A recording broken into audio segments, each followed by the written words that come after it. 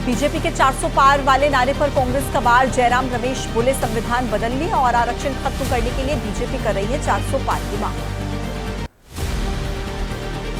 UP के मेरठ में BJP प्रत्याशी अरुण गोविल ने रोड शो किया।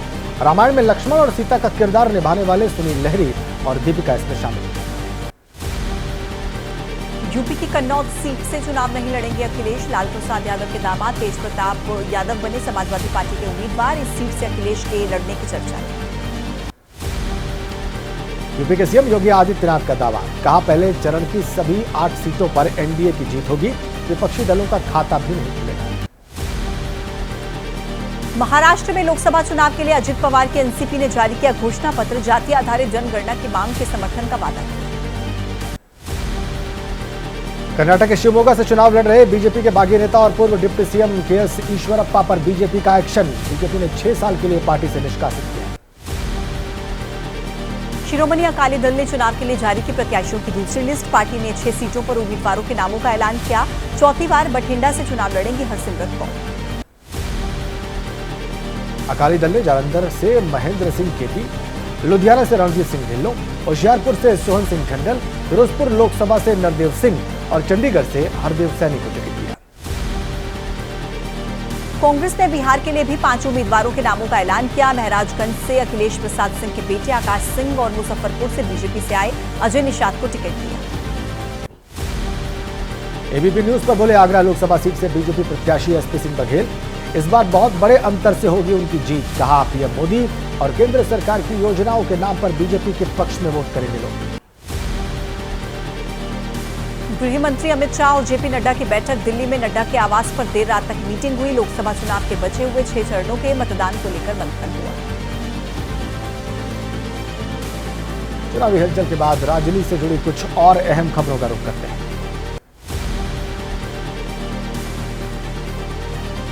टीएमसी सांसद अभिषेक बनर्जी के कोलकाता आवास के बाहर संदिग्ध गतिविधि और रेकी करने के आरोप में एक व्यक्ति गिरफ्तार। पुलिस ने बताया कोलकाता में 26/11 जैसे हमले की साजिश थी।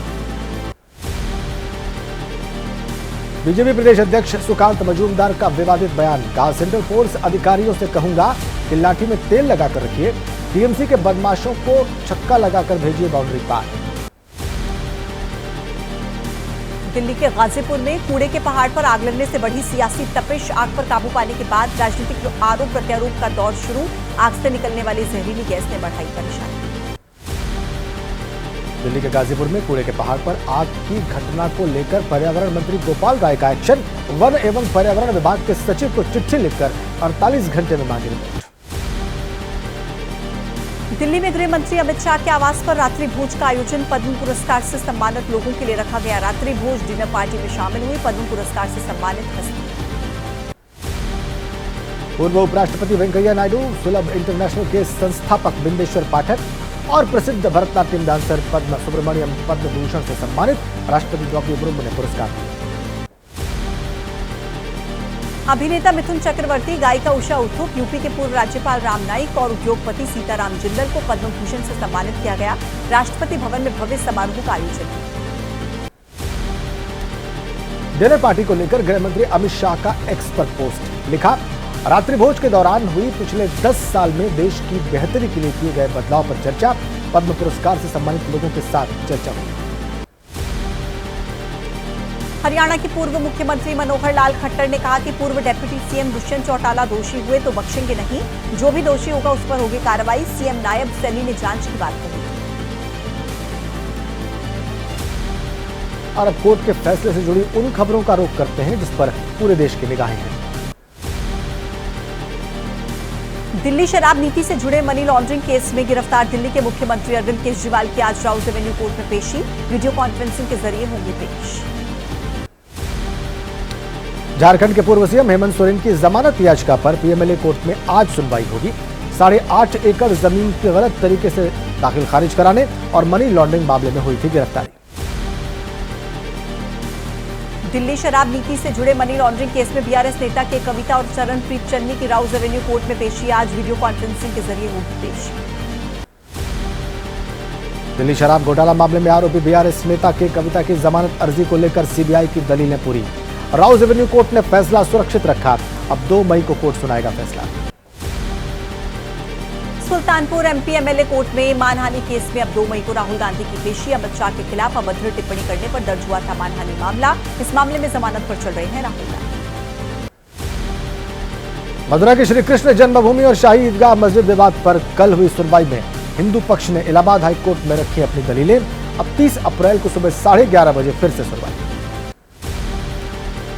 आज चौथी बार सुप्रीम कोर्ट में व्यक्तिगत रूप से पेश होंगे बाबा रामदेव और आचार्य बालकृष्ण। बिना शर्त माफी मांगने के बाद पतंजलि की तरफ से उठाए गए कदमों पर सुप्रीम कोर्ट देगा फैसला। अखिलेश यादव, भूपेश बघेल और जयंत चौधरी के खिलाफ इलाहाबाद हाईकोर्ट में सुनवाई। आज 2022 में यूपी विधानसभा चुनाव के दौरान कोविड प्रोटोकॉल उल्लंघन का मामला। आजम खान के बेटे अब्दुल्ला आजम के फर्जी जन्म प्रमाण पत्र मामले में इलाहाबाद हाई कोर्ट में आज भी सुनवाई। एमपी एमएलए कोर्ट के आदेश को दी गई है चुनौती। और अब रुख करते हैं अपराध से जुड़ी खबरों का। जम्मू कश्मीर के राजौरी में एक शख्स की गोली मारकर हत्या। ज्ञात लोगों ने की मोहम्मद रजाक नाम के एक शख्स की हत्या। वारदात के बाद सुरक्षा बलों ने इलाके में बढ़ाई गश्त। जम्मू कश्मीर में फिर से सामने आ रही टारगेट किलिंग के बाद मस्जिद से बाहर निकलते ही मोहम्मद रजाक को मारी गई गोली। अस्पताल में इलाज के दौरान हुई मौत। सरकारी कर्मचारी का मृतक शख्स।